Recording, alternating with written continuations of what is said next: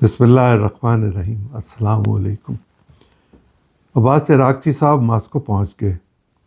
Moscow میں Putin صاحب سے ان کی ملاقات ہو گئی اور اس میں یقیناً باہمی دلچسپی کے امور، علاقائی صورتحال،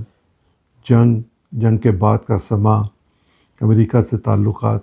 خلیجی ریاستوں کے ساتھ اپنے معاملات، یہ سب چیزیں زیر بحث آئی ہوں گی۔ 2 دن پہلے میں نے اپنے پروگرام میں یہ گزارش کی تھی کہ کچھ نان پیپرز ہوتے ہیں جب آپ کسی طرف صلح کی طرف جا رہے ہوتے ہیں اور جس سے صلح کی جا رہی ہوتی ہے اس کو بھی، اور دوسرے وہ دوست، وہ آپ کے حلیف، وہ آپ کے ساتھی، وہ آپ کے محسن جو آپ کا ساتھ دے رہے ہوتے ہیں، آپ ان سے مشورہ کرتے ہیں کہ یہ ایک حتمی سی شکل بنتی نظر آ رہی ہے، ہم چاہتے ہیں آپ کو اعتماد میں لیا جائے، اور اگر آپ کا کوئی مشورہ ہو تو آپ ہمیں مشورے سے نوازیں۔ اسی لیے وہ دوبارہ پاکستان تشریف لائے تھے، اسی لیے وہ عمان گئے تھے، اسی لیے انہوں نے سعودی عرب کے وزیر خارجہ سے رابطہ کیا تھا، اسی لیے انہوں نے مصر کے وزیر خارجہ سے رابطہ کیا تھا، اسی لیے انہوں نے ترکی کے وزیر خارجہ سے رابطہ کیا تھا،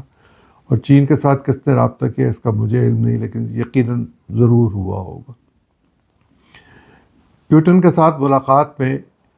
جو پچھلا معاملہ تھا 2015 کے معاہدے کے حوالے سے، اس پر بھی بات ہوئی ہوگی، امریکی گارنٹیز پر بھی بات ہوئی ہوگی، امریکی رویے پر بھی بات ہوئی ہوگی، یہ بات بھی ہوئی ہوگی کہ کیا وہاں نومبر کے بعد صورتحال تبدیل ہو جائے گی، کیا نومبر تک انتظار کرنا ہے یا نومبر کے بعد کی صورتحال کو ذہن میں رکھتے ہوئے بات کرنی ہے، کیا یہ ایک طویل المدتی معاہدہ ہو سکتا ہے یا اس کو ابھی فوری طور پر مسائل کو حل کرنے کے لیے معاہدہ کیا جائے، اور جو گفتگو ہو وہ جتنا بھی عرصہ لگے اس میں وہ ہوتی رہے۔ پچھلی گفتگو تو 18 مہینے ہوئی تھی، 18 مہینے کی ارکریزی کے بعد ایک معاہدے پر پہنچے تھے جس میں روس، امریکہ، چین، برطانیہ، جرمنی، فرانس اور ایران موجود تھے۔ ٹرمپ صاحب نے اس کو اپنے آپ کو وڈرا کر لیا تھا، اس کے بعد معاہدہ بے معنی ہو گیا۔ کل ہم نے گزارش کی تھی کہ امریکہ اسرائیل کی گود میں ہے، بعض دوستوں نے اس پر اعتراض کیا اور یہ کہا کہ نہیں، اسرائیل امریکہ کی گود میں ہے۔ اسرائیل کی تمام اکانومی جو لوگ کنٹرول کرتے ہیں ان کا بہت گہرا تعلق ہے اسرائیل کے ساتھ، اور اگر اسرائیل امریکہ کو آگے لگا سکتا ہے، محمد بن سلمان کی بات نہ مانتے ہوئے نیتن یاہو کی بات مان لی، تو پھر اسی کی گود میں جا گرا امریکہ جس کی بات مان لی، اور اسی کے نتیجے میں جو صورتحال پیدا ہوئی وہ سب کے سامنے ہے۔ جنگ تو ایران جیت چکا ہوا ہے اور میز پر وہ ہارنے کے لیے تیار نہیں، لیکن اس کے ساتھ ساتھ اس کو انہی ہمسایوں کے ساتھ رہنا ہے۔ میں نے آج ایک صاحب کو سنا جو 30 دفعہ محمد بن سلمان صاحب سے غیر سرکاری طور پر مل چکے ہیں، ایک پروفیسر ہیں امریکہ میں، ان کی بات کر رہا ہوں۔ ان کا کہنا یہ تھا ان کی شخصیت کے بارے میں کہ وہ ایک دور اندیش نوجوان شخص ہے جس میں حکمرانی کے تمام وصف موجود ہیں، جس پر اس کی والدہ کا بہت زیادہ اثر ہے، لیکن جس میں سختی بھی اپنی انتہا کو ہے کہ وہ جس کام کو کرنا چاہے اس کے لیے وہ سختی استعمال کرنے سے گریز نہیں کرتا۔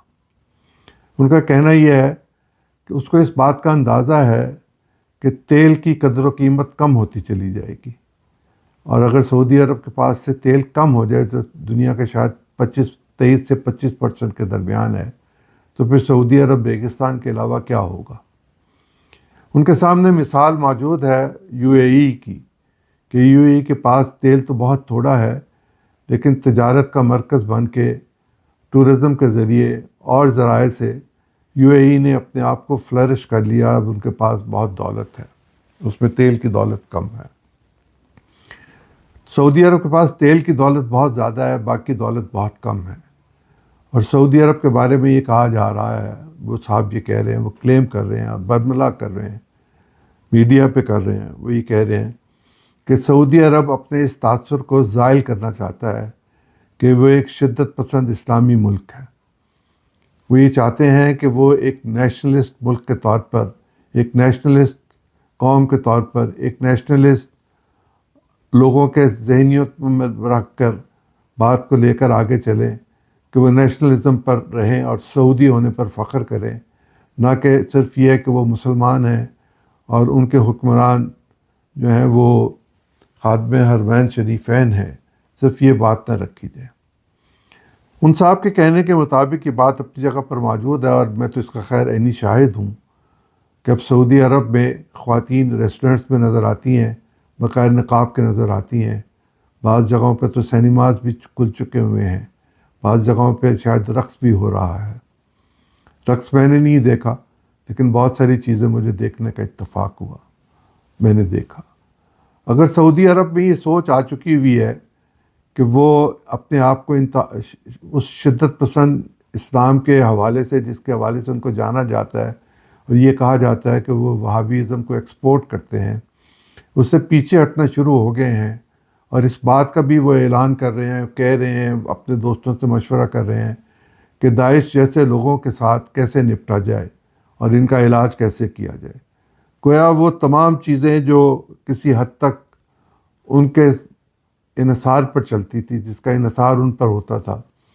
وہ اس سے اب پیچھے ہٹنا شروع ہو گئے ہوئے ہیں، اور وہ دنیا میں اپنے مزاج کو، اپنے رنگ روپ کو، اپنی پہچان کو تبدیل کرنا چاہتے ہیں۔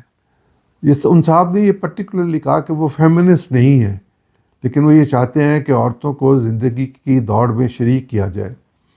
اور وہاں مردوں کے ساتھ لمبے بال رکھنا یا سرخی پاؤڈر لگانا، یا جس طرح مرد دنیا کے دوسرے حصوں میں اپنے آپ کو سنوارنے کی کوشش کرتے ہیں،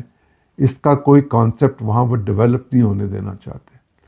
لیکن وہ یہ بھی چاہتے ہیں کہ میرے ہمسائے میرے ساتھ اچھا رہیں اور میں اپنے ہمسایوں کے ساتھ اچھا رہوں۔ اسی لیے یہ بات دیکھنے میں آئی کہ چین نے اور پاکستان نے مل کر سعودی عرب اور ایران کے درمیان بہت سارے معاملات پر صلح صفائی کرائی تھی، غلط فہمیاں دور کرائی تھیں، معاملات ٹھیک ہو گئے تھے۔ اور اب اس شدت کے ماحول میں بھی اگر ایرانی وزیر خارجہ سعودی وزیر خارجہ کے ساتھ گفتگو کر رہے ہیں اور لمبے عرصے کے لیے کوئی پلاننگ کرنے کی کوشش کر رہے ہیں، تو یقیناً یہ بہت خوش آئند ہے۔ میرے لیے اور پارے ملک کے لیے، پاکستان کے لیے یہ بہت ہی خوش آئند ہے کہ اگر وہ شدت پسندی سے پیچھے ہٹ رہے ہیں یا پیچھے ہٹ چکے ہیں، یا ان قوتوں کو جو شدت پسند ہیں، جو تصادم چاہتی ہیں، جو مذہب کی شدت پسندی کو لے کر آگے چل رہی ہیں، ان کی بہت زیادہ حوصلہ افزائی جو ماضی میں کی جاتی تھی وہ اب نہیں ہوگی، انہیں اب منہ کی کھانا پڑے گی۔ اس کا مطلب یہ ہے کہ ایران کے حوالے سے تو بات اپنی جگہ پر، لیکن افغانستان کے حوالے سے جو ٹی ٹی پی وہ جو کچھ کرتی ہے، یا افغانستان کے اندر تحریک طالبان جو کچھ کرتی ہے، اس کا بندوبست بھی ہو رہا ہے، کل بھی ہوا، آئندہ بھی ہوگا، تو پاکستان میں امن قائم ہو جائے گا۔ آج ایک اور بات بھی آئی ایک انڈین جرنلسٹ کے حوالے سے، ان کا انٹرویو ٹیلی کاسٹ ہو رہا ہے مختلف جگہوں پر، جس میں وہ انڈیا کی پراکسیز کی بات کر رہے ہیں، اس میں وہ بی ایل اے کی بات بھی کر رہے ہیں، اس میں ٹی ٹی پی کی بات بھی کر رہے ہیں، اس میں طالبان کی بات بھی کر رہے ہیں، اس میں جانے کس کس کی بات کر رہے ہیں۔ ہم سب اس کو جانتے ہیں کہ انڈیا کیا کرتا ہے۔ ان کا کہنا یہ ہے کہ انڈیا پیسے دیتا ہے، انفارمیشن اور ٹیکنالوجی اور ہتھیار اسرائیل دیتا ہے، اور پاکستان کو خراب کرنے کی کوشش کی جاتی ہے۔ پاکستان کو خراب کرنے کی کوششوں کے حوالے سے اگر دیکھا جائے تو پاکستان کی تباہی کے نتیجے میں یو اے ای کو ڈیولپ کیا گیا تھا، ادروائز دنیا کی تجارت کا اور ہوائی سفر کا مرکز کراچی ہوا کرتا تھا۔ 60 کی اور 70 کی دہائی میں ایسے ہی تھا، لیکن یو اے ای ڈیولپ ہوا، بہت ڈیولپ ہوا، ہمارے لیے اب وہ ایک مثال ہے، ہم بہت پیچھے رہ گئے۔ ایسے میں اب جب یہ جنگ تقریباً ختم ہو چکی ہے، اب اس کے رسمی اعلانات باقی ہیں، جو معاملات رہ جائیں گے وہ یقیناً نیوکلیر کے حوالے سے ہوں گے، اور اس پر بہت زیادہ ارک ریزی کی بات میں 3-4 دفعہ آپ کی خدمت میں پیش کر چکا ہوں کہ اس پر ارک ریزی کی ضرورت ہے، اور اس میں آئی اے ای اے شامل ہوگا، اس میں فزکس پڑھے ہوئے لوگ ماہرین شامل ہوں گے، اس میں وہ لوگ شامل ہوں گے جو نیوکلیر کے بارے میں منفی رویہ رکھتے ہیں، اور وہ لوگ بھی شامل ہوں گے جو نیوکلیر کے بارے میں مثبت رویہ رکھتے ہیں۔ کچھ لوگ بوم بنانا چاہتے ہیں، کچھ بوم کہتے ہیں ختم کیے جائیں۔ یہ سب مل جل کر ایک راستہ نکالیں گے۔ اس کا مطلب یہ ہے کہ وہاں جہاں 28 فروری کو ایران موجود تھا، اور ایران کے ساتھ این پی ٹی کے حوالے سے جو گفتگو ہوئی تھی، اس کی روشنی میں چیزوں کو دیکھنے کی ہمیں ضرورت ہوگی۔ ایک بات اور کہتا چلوں، ان صاحب نے یہ کہا کہ اگر میں محمد بن سلمان صاحب کے پاس گیا ہوں اور میرے قہوے کا کپ جو ہے وہ ختم ہو گیا ہو تو وہ، یا کافی کا کپ ختم ہو گیا ہو تو وہ نظر رکھتے ہیں، بہت مہمان نواز ہیں، وہ فوراً اس کپ کو بھروانے کی یا بھرنے کی کوشش کرتے ہیں، جو کہ بھرا ہی جاتا ہے۔ لیکن اس کے ساتھ ساتھ انہوں نے ایک اور بات کی جو بہت دلچسپ تھی۔ انہوں نے کہا میں نے سمندر میں، ریڈ سی میں ان کے ساتھ سوئمنگ کی ہوئی ہے۔ اب ریڈ سی میں سوئمنگ کرنا کوئی آسان کام نہیں ہے، مشکل سا کام ہے، اور سمندر میں جا کے نہانا، ساحل پہ نہانا اور بات ہے، گہرے سمندر میں جا کے نہانا بالکل دوسری بات ہے۔ اور اگر کراؤن پرنس گیا ہو تو یقیناً پورے لاؤ لشکر کے ساتھ ہی جائے گا، اکیلا تو نہیں جائے گا۔ ایسے میں سوئمنگ کرنا اور دوستوں کے ساتھ سوئمنگ کرنا ایک کھلے دل کے شخص کی نشاندہی کرتا ہے۔ دوسری بات جو انہوں نے کی، جو میرے لیے ناقابل یقین ہے، لیکن چونکہ شخصیت بڑی ہے اور بات بہت وثوق سے کر رہی تھی، انہوں نے کہا کہ وہ کمپیوٹر گیمز جو ہیں اس میں بہت دلچسپی رکھتے ہیں، اور وہ جو ہے پلے اسٹیشن اس پر بھی وہ گیمز کھیلتے ہیں۔ مجھے تو نہیں آتی، میں تو نہیں جانتا، میرے بچے کرتے ہیں یہ کام، میں انہیں دیکھتا ہوں اور کہتا ہوں یہ کس کام لگے ہوئے ہو۔ لیکن جو لوگ یہ کام کرتے ہیں وہ کنسنٹریٹ کرنا جانتے ہیں۔ انہوں نے یہ بھی بتایا کہ محمد بن سلمان کے بھائیوں کی موجودگی میں ان کے والد نے ان کو کیوں ایسا بنایا اور کیوں ان کو ولی عہد بنایا۔ اس میں انہوں نے ایک بات کہی، اور یہ کہا کہ محمد بن سلمان کی تمام تعلیم سعودی عرب کے اندر کی ہے، اس میں برطانیہ اور امریکہ میں تعلیم حاصل نہیں کی، اور ان کو اس لیے نہیں بھیجا گیا تھا کہ ان کے والد ایک دور اندیش آدمی کے طور پر یہ دیکھ رہے تھے کہ مستقبل محمد بن سلمان کے پاس ہوگا۔